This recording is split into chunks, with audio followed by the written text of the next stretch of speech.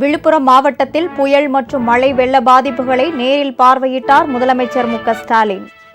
இயற்கை சீற்றங்களின் பாதிப்பை சரி செய்து விரைவில் இயல்பு நிலையை மீட்டெடுப்போம் என உறுதி.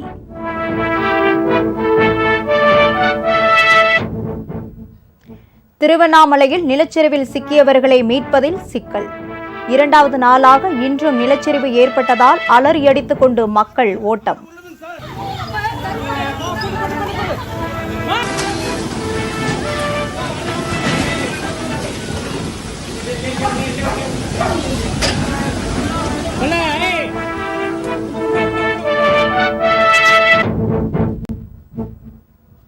பெரும் மழை வெள்ளத்தால் விழுப்புரம் மாவட்டம் கடுமையாக பாதிப்பு.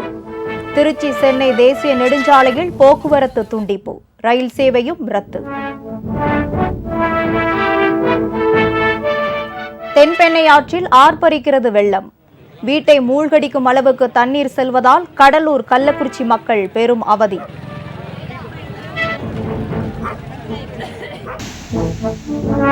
ஐம்பது சென்டிமீட்டர் மழை பெய்த ஊத்தங்கரையில் ஏரி உடைந்ததால் தறிகெட்டு ஓடிய வெள்ளத்தில் அடித்துச் செல்லப்பட்ட வாகனங்கள். ஏற்காடு மலையிலும் போக்குவரத்து பாதிப்பு.